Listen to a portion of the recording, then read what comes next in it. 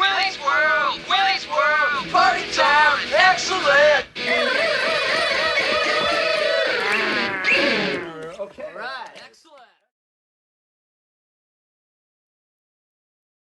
Yo, Willy's World podcast, dopest dope you're ever gonna smoke. Episode 26. We're in the house with the one and only Willie McKenzie. Shares the same name as this big dick bastard. William is a ex-drug aficionado, and now he's sober and he's living in the Midwest and he is cultivating some of the finest outdoor cannabis on planet Earth. He is the owner of Left Coast Holdings, and he also is a outstanding member of the cannabis community, and he's starting to make a big impact in the world. And today we're sitting down and we're going to have a little chat with him about his history, about where he's going and what he's up to. So, Willie, how's it going, mate? What's going on in the Midwest at the moment? Appreciate you having me, bro. You're right. There must be something about having the name Willie that means that you're well endowed. So cheers to you, my friend. You know, Midwestern cannabis, it's been challenging. You know, Michigan's a tough market.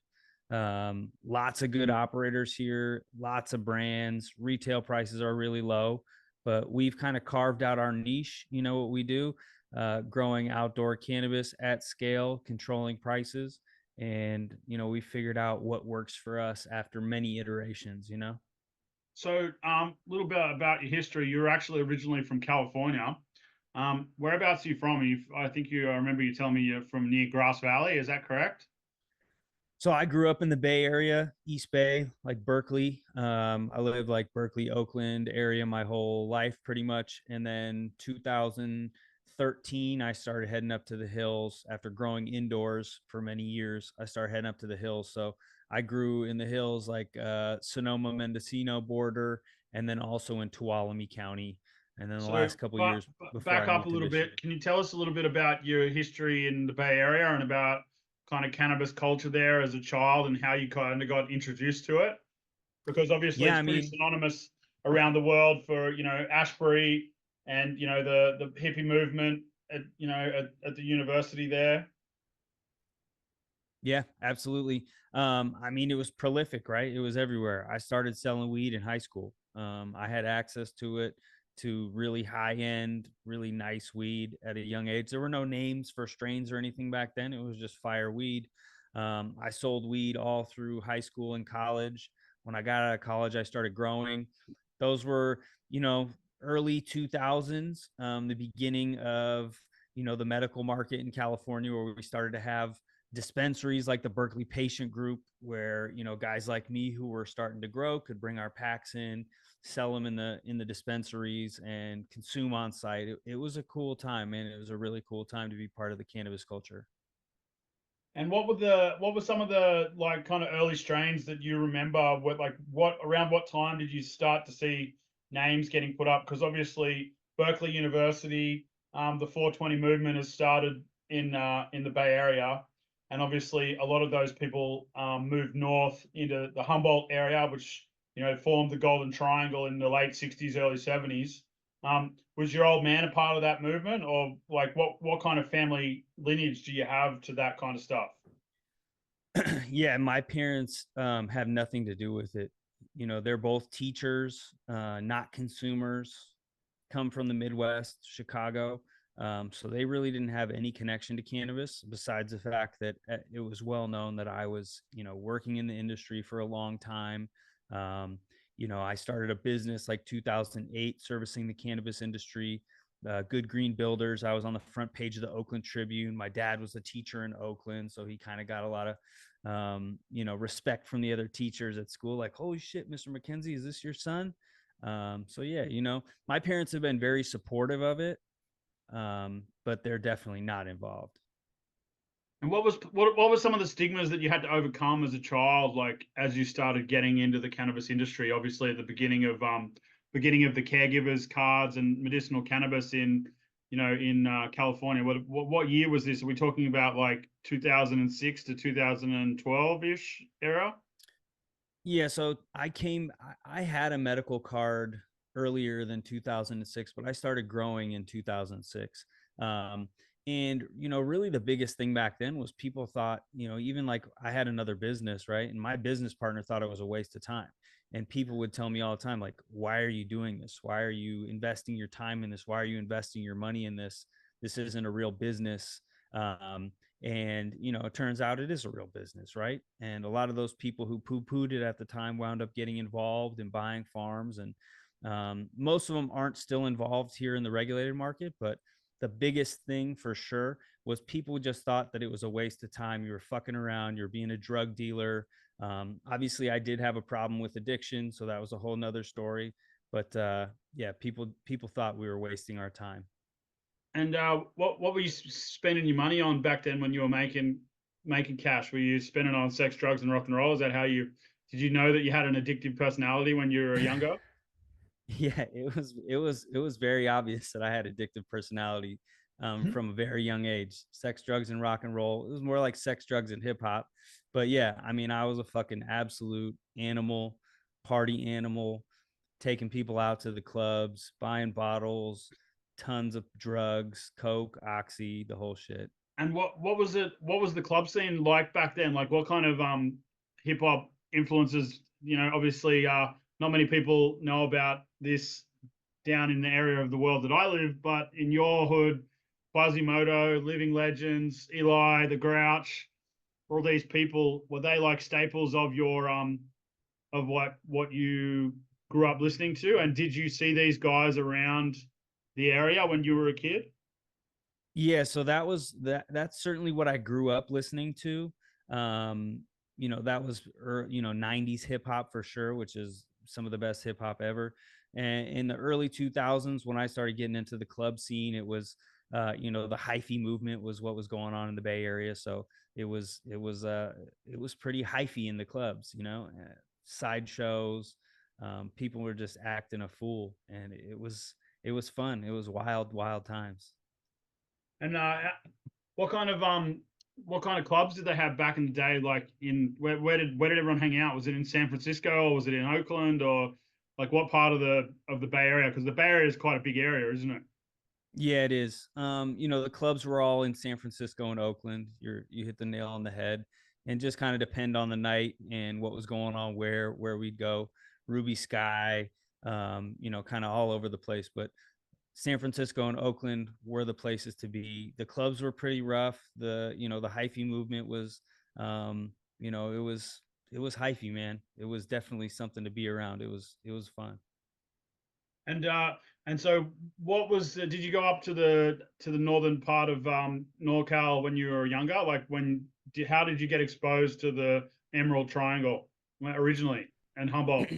Yeah, so my cousin and I grew together, and I was always kind of more urban, and he came from Daya Mallorca, Spain, and was more of a hippie and was a massage therapist. And so he and I lived together, we grew together. And when I got addicted to drugs, I wasn't taking care of the plants anymore. So he was taking care of the plants. And when I had to go away and take a hiatus from growing to get sober and get my life together. He actually went up north and started growing in Grass Valley. That was the first. And how old was this when this all this transpired? I mean, I was a drug addict for a long time, like pretty much my whole 20s. I got sober when I was 28. Now, like what in America they define addict a lot easier than they do in some other parts of the world. Were you consuming daily, or was it just like a party phase? Yeah, no, I had a $500 a day oxy habit, oxy, Xanax, washing it down with Jameson. And that seems to be a really big part of American culture. Obviously with lean and with oxycontin and like hillbilly heroin and all these other opiates that you guys consume. What is it? Do you think that makes it such a kind of romance kind of thing in America, whereas in the rest of the world, like we don't really see anything like that? Well, I think there's a one thing is that, you know, drug companies in the United States are control the market. I mean, they advertise to us directly on television. They're the biggest lobbyists, at the federal level, so they're throwing around tons of money. So the way that our structure is, it kind of propels Americans to take drugs. Now, for me, I started taking pills because I like to party and because I had a lot of pain, and nothing makes you feel numb and wipes away your pain like, unfortunately, opiates. That said, I think that, Americans, the other part is that, like, you mentioned lean, right? And that was just a huge part of the music scene, right? It was part of popular culture, people drinking codeine cough syrup. And luckily for me, I mean, I knew a bunch of guys who got hooked on lean, but I could drink a whole bottle of it. It didn't do anything to me. You got a high tolerance. I was a prolific drug addict. I mean, even still to this day, if I go have surgery or something, and the doctors have to knock me out, they always tell me when they wake up, I've never had to give anybody that much drugs in my whole life. I gave you more propofol And this is than the they gave to anesthetist Michael Jackson. This is the anesthetist talking, obviously. Yeah, the anesthetist. Yeah, that's hilarious. So, so you got sober. You started getting into cultivation on a more serious level. At what point did you start interacting into the actual commercial game of cannabis on a semi-legal level? I mean, so, semi-legal, right? Starting in 2013, we had our outdoor farms, and on our outdoor farms, we would have all the patients' prescriptions that we were caregiving for, and we would have them laminated and put up on a big piece of plywood. And at that point, how much were you allowed to cultivate under the medical laws in California? And then also, how much was a pound going for fire outdoor? You were allowed to have 99 plants where we were at. And that was because it was an agricultural county. Is that correct? Yeah. In the county that we were at, the sheriff was okay with people having 99 plants. And it was on a county by county basis, whether the sheriffs were going to mess with you or not. And it was always sketchy, right? Fire danger. There's fire department helicopters going around all the time. They come hover over your farm. And so, we just had all of our prescriptions out so everybody could see them, and we hoped that they wouldn't come fuck with us. And what about crop raiders? Obviously, that's a huge culture in the northern side of Northern California. And obviously, there are the rumors that Burner, that's how he got on originally, was by being a crop raider. I'm sure you've heard that through the sticks. Was that a big part of the culture that you guys had to sit there with shotguns and have traps and all that kind of stuff, like all the guys up in Humboldt? Yeah, I mean, we had lots of guns on our farm. The first time that it came to be for me was we had a neighbor, up on Jupiter Mountain, who he hired basically felons and drug addicts, and he would drive them up to his farm, and they had no car or any way to get off the mountain. He would leave them there, and he would bring up food and drugs like once a week. And these guys were like heroin addicts and meth addicts. And so my cousin would cook for them and feed them because he's a hippie from Spain, and that's the kind of dude he is. And so these guys one time had some of their Sereno gang member friends come up, and they saw our plants, and they had told these guys, like, hey, we're going to come back and hit this farm. The dudes liked us because my cousin had been feeding them. So he warned us. I drove up there like 2:00 in the morning with a truck full of guns. I armed all these wooks, dudes from like Estonia and Spain and fucking New Zealand, like all over the world, international dudes who haven't showered in months. Gave them AKs and ARs, and we just sat there for an hour blasting off to let these dudes know that they weren't going to come on the farm without a fight. So I think that's a really big forgotten part of the culture, especially for younger people. They don't understand what the brick by brick mentality was to build this legalized culture in California. And then obviously that's now seeped into the rest of America and obviously Canada, because Canada had a separate culture that grew out of BC buds and all that kind of hippie movement. What are some of the things that you remember from back then that were really impactful on you? I never looked at cannabis as medicine until I started growing outdoors. My cousin was this very, kind of free-flowing hippie. I think he may have been the one that connected us, Daniel. Spaniard. Yeah, that is correct. Yes. So he's a cultivator from way back. Is he? That's his He's a plant Yeah, connoisseur. he is a The plant connoisseur. herbalist. The herbalist, exactly. That man knows plants, you know. And he would always refer to it as medicine. And I was just getting high, man, you know, and we were growing indoors. And I would say, Just man, what are you talking about? money, and get you high. This is money and this is getting us high. And then when I went and grew outdoors and really had that experience of seeing the plants go to full term outdoors, I discovered about that this is really medicine and this really helps people. And so you started getting into it, and then you guys back in the day. Can you explain to people out there that aren't familiar with how the medical system worked in California in the early 2000s, about how you had to have a caregiver's card, and then each county had a separate ratio of how much you were allowed to grow, and how different counties could accept federal law or state law, or have their own county law? You know, like it was a lot more of a dog and pony show back then than it is comparatively to now. Correct. Very much so. So yeah, so in California, you could get a medical card which said that you had some sort of an ailment that could be treated by cannabis. And people like us would be caregivers, and we would attach a certain number of prescriptions essentially to our caregiver license. So I would grow for like 15 people, and in the county I was in, I was allowed to have 99 plants. This was it was not written down anywhere. This was just an understanding between us and the sheriff that, hey, if you guys have 99 plants or less, I'm not going to come fuck with you. If you go big, I'm going to come fuck with you. And it very much mattered county by county.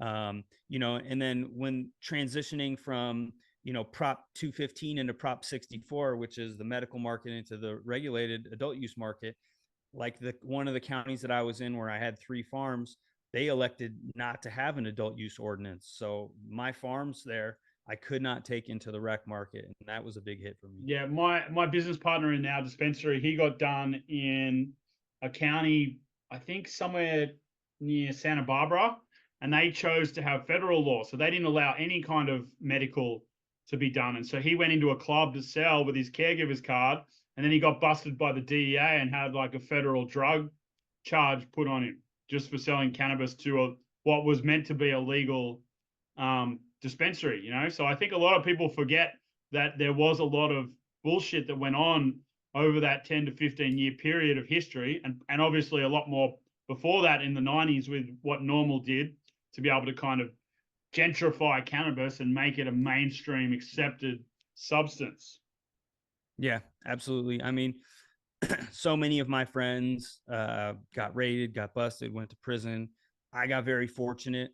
It never happened to me. I ran the gauntlet more times than I can count. For whatever reason, somebody's looking out for me. I never got busted, but a lot of people did go down. A lot of people still are in prison for doing exactly the same thing that I was doing back then, exactly the same thing that I'm doing right now. You just got given a different cut. So back in the day, and obviously still to this day, I know for a fact that a lot of it is getting put in trucks and cars and shipped east. Back in the day, obviously, you guys grew some of the best weed on planet Earth, and you probably still do, is the Bay Area and Humboldt County. That's where it's known for. But can you tell the view or the listeners at home kind of how that Cali culture was kind of proliferated into the American space by people running the gauntlet and running, you know, running drugs, running cannabis by truckloads into these different states where, you know, I remember back in the day hearing that, you know, a pound in New York went for like, you know, almost 2.5 times what you could sell it for in California. Yeah, I mean, absolutely. You know, if you lived in the Midwest or you lived on the East Coast, you wanted Cali weed, right? Because before there was Cali weed, it was Mexican brickweed.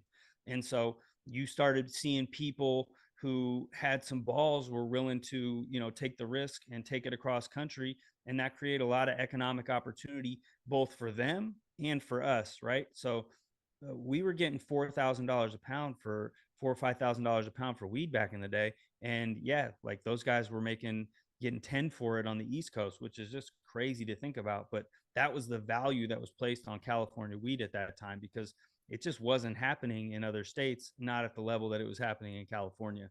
And we really set the bar for cannabis culture in the United States, right? Whatever was happening in California leached out into the other states, and it took a while to get there. So California really was the trendsetter for the cannabis culture in the US and worldwide, really.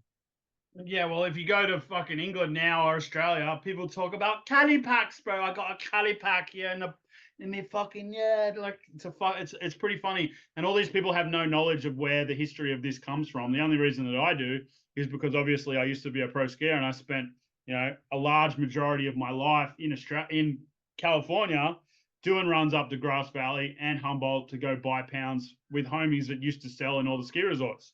Yep. And that's how I got educated on, pot culture at a young age. Obviously, I also lived a lot of time in Canada and British Columbia, from the age of probably 14, 15 until, I was like 21 or something like that, on and off.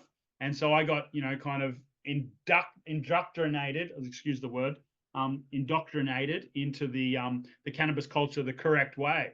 Whereas like here in Australia and obviously and in England and in New Zealand, where it was a lot more illegal, and it still is a lot more illegal than most places in America. The standard of cannabis is a lot lower, and the education and the dope culture, as I will call it, or the cannabis culture, is still, 10 to 20 years behind California. But obviously, California has always been the leader. Colorado's now come up the back end and kind of tried to claim that they're the one spot. But at the end of the day, in my opinion, the two center points or the three center points of cannabis culture for planet Earth are Humboldt County, BC, and obviously the Netherlands and Amsterdam. And that's because back in the day, weed was a lot more tolerated in those places than it was in other parts of the world. That's not to say that there wasn't good weed getting grown in Australia. There's good weed in Australia, but the consistency was never there because of the illegality attached to it. So people couldn't grow on such a scale because it would attract way too much police attention, and then obviously you get sent to jail for a long time. Yeah, absolutely. You hit the nail So on can the you head tell there. me, you've gotten sober, you've moved to the Midwest. Can you tell us about your company and what you do now, and kind of tell us about kind of your transition from medical into recreational? Like, what were the early parts of what is now Left Coast Holdings, which is one of the largest outdoor grows, probably almost in America and maybe in the world? We're definitely one of the bigger outdoor grows in the state of Michigan. We grow 50,000 plants outdoor, full sun, row crop style, which is something that Daniel and I used to dream of when we were hauling soil up the mountain and growing in pots and in the fucking forest. And so it's, just seeing 50,000 plants out there in the sun is pretty impressive to see. We also have an indoor grow facility, like 15,000 square feet. That's 320 lights. We have a manufacturing facility. We do extraction. We can extract 700 pounds in a shift. We generally run 24 hours a day for most of the year. We do a lot of extraction. We make distillate, we make live resins and rosins and pre-rolls and basically all your post-processed products. We license other brands. I had the license for Stizzy for the first couple years in Michigan. So we were making all the Stizzy products for Michigan. A couple other Wink beverages, a few other that I'm sure you've heard of. And then retail. We had 4 stores. We closed one down because it kept getting robbed and it was in a really saturated area. And then I just sold 2 stores last week. So we are now down to 1 retail store, which feels really good to me because retail is tough, man. So you actually had some retail dispensaries that were attached to your business. Is that correct? Yeah, I had 4. And what made you move to this new market from California? Was it because it was oversaturated and you just wanted to embark on a new path in a new place? No, I had 4 medical farms in California. So I had 3 medical farms in Tuolumne County on Jupiter Mountain. That county elected not to have a recreational ordinance. So I could not license my farms there. So I just had to sell them off for a little bit of nothing, basically. And then my other farm was on the Sonoma Mendocino border in a town called Annapolis. Beautiful place. My wife and I lived there. We grew, it was great. But in Sonoma County, the irrigation district, which controls the water, and if anybody knows anything about Sonoma County, the Sonoma County is known for wine, and so they were very protective of the water. So I was going to have issues being able to use my own groundwater to grow, and so I could not get that farm licensed either. I was getting fined $5,000 a day at one property, $25,000 a month on another property. So I just had to sell all my farms in California, close up shop, and that's how I wound up coming to Michigan. And so, just for the viewers out there, the groundwater and the water flow, what's the river in California that they've channeled down into the Inland Empire, which causes all the infighting between SoCal and NorCal? Yeah, so I mean everything. What is it? I think at the root, everything comes from the Colorado River. Because no one knows about this backstory of history of California, and then how they basically have irrigated all of the Southern California. Anyways, that's another story. So you moved to Michigan. Why did you pick Michigan? It was opening up at the time, right? 2019, the end of 2019, Michigan opened up its recreational market. So just timing was perfect for me. I was coming back from a trip in South Africa, like writing my business plan on the airplane, and then launched here in 2020. The other part was I had a friend, my business partner, who was actually from here. So he had access to some local connections that helped us get licenses. He also, helped us get real estate and things like that. So it just made sense for us to come here. And how long have you been there for? I have been here since 2020. So it was never my intent to move here, but COVID happened, shut the world down, or shut the United States down for sure. And I could no longer fly back and forth. So my wife and I packed up our trailer with our dogs, and we went and camped out on the farm and built a business out here. We sold our house in California. We built a house here. That's the house I'm sitting in. And I've been here since 2020, man. And what's the transition been like, going from, living in sunny California? Well, it's not that sunny in NorCal, but it's still pretty reasonable weather, to having 6 months of snow a year. How do you guys manage that outdoor grows when it's like minus 15 outside? Yeah. So the snow sucks. The winter sucks. I'm happy to be out of California. There's a lot of nonsense going on in California now, both in the cannabis market and just overall. They've kind of run the state into the ground, unfortunately. The growing season is much different here than it is in California. California, very hot, dry. We would run out of water, right? Our wells would run dry at like the end of July, beginning of August, and we would have to truck water in. We might have to get water out of somewhere we weren't supposed to get water out of, and be running around getting chased by fishing game and agents and shit like that. And so just to come here to Michigan, where they have so much water, so much beautiful, fresh, clean water. So would you say that was one of the biggest difficulties in California was water rights? Yeah, I mean, the drought that we went through in California, the drought and the fires were just a massive problem. In 2017, I lost my whole crop to the fire. We didn't actually burn, but we were so close to it. We got completely blackout, smoked out. My whole crop was covered in ash. Everything just smelled like smoke, so we had to juice the whole thing. So yeah, water and fire were just massive issues in California, in the 2000s for sure. And so you guys got to Michigan, and then water rights are a lot easier. What's it been like? Like, how long has adult use or recreational cannabis been legal in the state of Michigan? So Michigan went adult use in 2019, end of 2019. And it is the second biggest market in the United States. It was the second biggest medical market in the United States. It has a long-standing history of caregivers. So there are a lot of people here who are already growing good weed for a long time.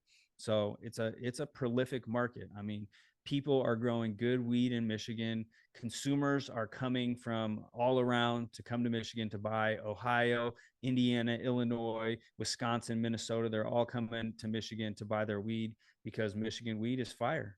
And whereabouts in Michigan are you guys? Are you guys down in the south, or you're up north near the Canadian border?